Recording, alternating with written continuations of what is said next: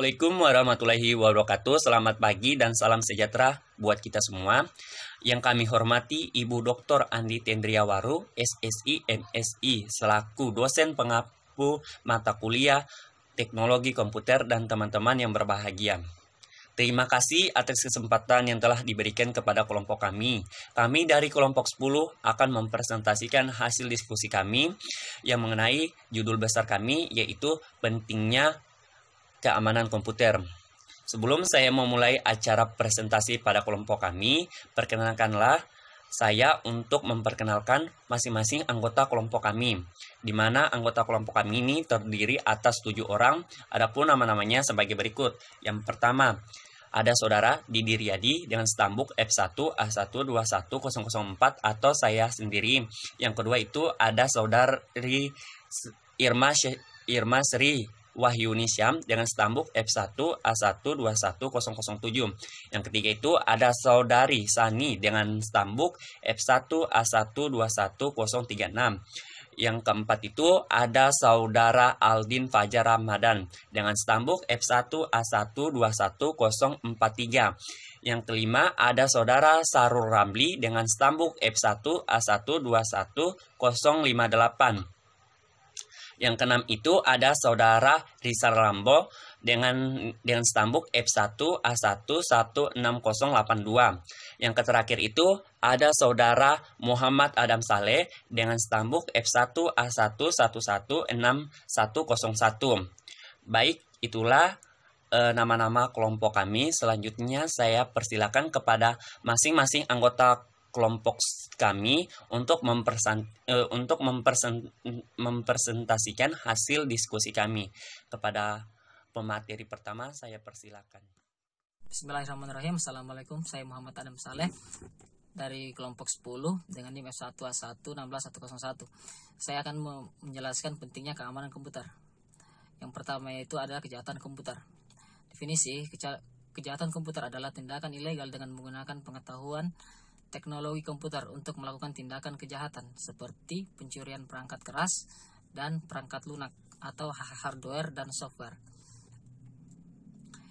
Jenis-jenis kejahatan komputer. Yang pertama yaitu cyber stalking, meliputi penggunaan internet, email, dan chat room untuk menggunakan orang lain. Yang kedua ada cyber mirroring, yang artinya penyebaran informasi yang salah dan digunakan untuk merusak reputasi seseorang atau organisasi. Yang ketiga, pencurian identitas, mendapatkan kunci dari informasi untuk menyamar menjadi seseorang. Yang keempat, ada pembajakan, pelanggaran terhadap hak cipta dan lisensi. Yang kelima, ada unauthorized access atau penyusupan ke dalam suatu sistem jaringan komputer secara tidak sah. Yang keenam, ada illegal contents, menyebarkan data atau informasi tentang suatu hal yang tidak etis. Yang ketujuh ada data forgery, atau tujuan memalsukan data pada dokumen-dokumen penting yang ada di internet. Yang kedelapan ada carding. Carding merupakan kejahatan yang dilakukan untuk mencuri nomor kartu kredit milik orang lain dan digunakan dalam transaksi perdagangan di internet. Yang kesembilan ada cyber terrorism atau tindakan cyber crime, termasuk cyber teroris. Jika mengancam pemerintah atau warga negara, cyber cracking situs pemerintah atau militer. Yang ke-10 ada cyber squatting atau mendaftarkan domain nama perusahaan orang lain dan kemudian berusaha menjualnya kepada perusahaan tersebut dengan harga yang lebih mahal. Yang ke-11 ada typo squatting atau membuat domain palsu, yaitu domain yang mirip dengan nama domain orang lain. Yang ke-12 ada cyber espionage, adalah memanfaatkan jaringan internet untuk melakukan kegiatan mata-mata terhadap pihak lain dengan memasuki sistem jaringan komputer. Sekian dari saya. Assalamualaikum warahmatullahi wabarakatuh. Perkenalkan, nama saya Rizal Rambo, stambuk F1A1160082. Baik, saya akan menjelaskan tentang keamanan komputer. Yang pertama, definisi. Keamanan komputer adalah salah satu cabang teknologi yang dikenal dengan nama keamanan informasi. yang diaplikasikan kepada komputer dan jaringan. Dan menurut George D. Howard dalam bukunya Analysis of Security Incident on the Internet, beliau menyatakan bahwa keamanan komputer adalah tindakan pencegahan dari serangan pengguna komputer atau pengakses jaringan yang tidak bertanggung jawab. Selanjutnya, aspek keamanan komputer dibagi menjadi 4. Yang pertama, privacy. Yang kedua, integrity. Yang ketiga, autentifikasi. Dan yang keempat, availability. Yang pertama, privacy. Privacy mencakup kerahasiaan informasi. Inti aspek privasi adalah bagaimana menjaga informasi agar tidak dilihat atau diakses oleh orang yang tidak berhak. Salah satu contohnya itu penggunaan enkripsi pada file atau dokumen-dokumen yang kita anggap penting atau bersifat rahasia. Yang kedua, integrity atau integritas, mencakup keutuhan informasi. Inti dari aspek integrity ini adalah bagaimana menjaga informasi agar tetap utuh. Informasi tidak boleh diubah, baik ditambah ataupun dikurangi kecuali jika mendapat izin dari pemilik informasi. Salah satu serangan yang menyerang aspek ini, salah satu contohnya adalah virus, trojan, dan lain sebagainya. Salah satu penanggulangannya itu penggunaan antivirus dan lain-lain sebagainya. Yang ketiga, autentifikasi, berkaitan dengan kebebasan pemilik informasi. Harus ada cara untuk mengetahui bahwa informasi benar-benar asli. Kemudian yang mengakses informasi adalah orang-orang yang berhak, dan hanya yang berhak saja yang boleh memberikan informasi tersebut kepada orang lain. Contohnya penggunaan password pada informasi atau dokumen-dokumen penting kita. Yang terakhir, yang keempat, availability. Aspek ini berhubungan dengan ketersediaan informasi. Informasi harus tersedia manakala dibutuhkan. Terima kasih. Assalamualaikum warahmatullahi wabarakatuh. Assalamualaikum warahmatullahi wabarakatuh. Perkenalkan, nama saya Irma Sirwani Syam dengan NIM F1A121007. Di sini saya akan mempresentasikan mengenai keamanan, privasi, kebebasan, dan etika. Definisi dari privasi. Privasi adalah kemampuan satu atau sekelompok individu untuk mempertahankan kehidupan dan urusan personalnya dari publik atau untuk mengontrol arus informasi mengenai diri mereka. Yang kedua, kebebasan, berasal dari kata dasar bebas. Bebas adalah hak asasi manusia yang paling dasar di mana masih adanya keterkaitan terhadap aturan-aturan atau norma-norma yang berlaku di mana tempat itu berada. Sedangkan etika. Etika adalah prinsip benar dan salah yang dapat digunakan oleh individu yang bertindak sebagai agen moral yang bebas membuat pilihan untuk mengarahkan perilakunya.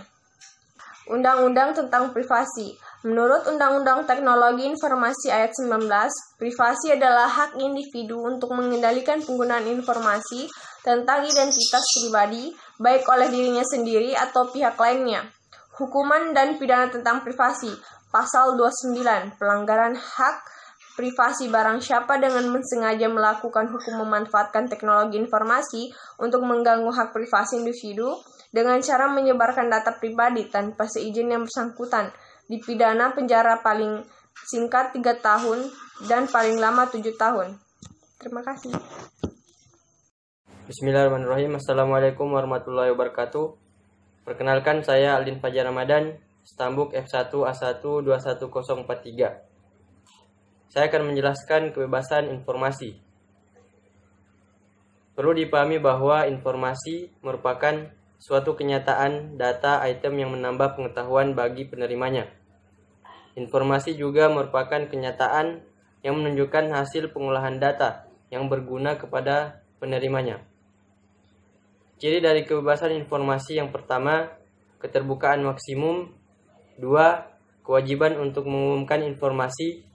3. Memajukan pemerintahan yang terbuka. 4. Pembatasan cakupan kekecualian. 5. Proses-proses untuk mempermudah pemerolehan informasi. 6. Biaya, yaitu untuk memperoleh informasi. 7. Rapat, lembaga pemerintah yang terbuka. Dan yang terakhir adalah keterbukaan informasi adalah prioritas. Assalamualaikum warahmatullahi wabarakatuh. Perkenalkan, nama saya Sani dengan NIM F1A1211036. Langsung saja, etika komputer. Etika adalah suatu kepercayaan atau pemikiran yang mengisi individu. Keberadaannya dapat dipertanggungjawabkan oleh masyarakat. 10 etika komputer menurut Computer Ethics Institute. Yang pertama, tidak menggunakan komputer untuk membahayakan orang lain. Yang kedua, tidak boleh mengintervensi pekerjaan komputer orang lain. Yang ketiga, tidak boleh memata-matai file orang lain. Yang keempat, tidak boleh menggunakan komputer untuk mencuri. Yang kelima, tidak boleh menyebarkan berita bohong. Yang keenam, tidak boleh membajak atau mengkopi software berbayar. Yang ketujuh, tidak boleh mengakses atau menggunakan komputer orang lain tanpa izin yang bersangkutan. Yang kedelapan, tidak boleh melanggar hak cipta atau hak milik untuk karya dan pemikiran orang lain. Yang kesembilan, tidak boleh lepas tanggung jawab tentang dampak yang ditimbulkan oleh program. Yang kesepuluh, menggunakan komputer dengan tetap menghargai orang lain. Assalamualaikum warahmatullahi wabarakatuh. Perkenalkan, nama saya Sahrul Ramli, NIM F1A1211058. Baik, di sini saya akan mempresentasikan sistem keamanan dan kepercayaan.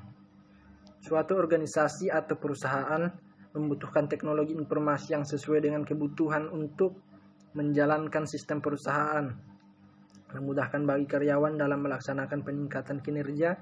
Disinilah dibutuhkannya suatu kepercayaan terhadap sistem informasi baru bagi pemakai. Kegunaan sistem informasi baru di perusahaan tidak hanya untuk meningkatkan efisiensi, tetapi juga untuk mendukung terjadinya proses kerja yang lebih efektif. Kepercayaan individu dalam suatu organisasi kepada teknologi informasi akan memudahkan tugas maupun pekerjaan, seperti dalam urusan keuangan sampai dengan urusan paperwork atau manajemen dokumentasi. Kepercayaan adalah suatu yang diberikan karena adanya rasa percaya. Ada dua konseptualisasi yang dominan mengenai rasa percaya, yaitu yang pertama rasa percaya sebagai afeksi dan yang kedua rasa percaya sebagai aspek kognisi. Afeksi berkaitan dengan perasaan dan emosi. Aspek kognisi merupakan ekspresi nonverbal yang berupa keyakinan. Keyakinan pada dasarnya ada dua, yaitu yang pertama, keyakinan yang berhubungan dengan atribut yang dimiliki oleh suatu objek, dan yang kedua, keyakinan evaluasi, yaitu keyakinan yang berhubungan dengan manfaat suatu objek.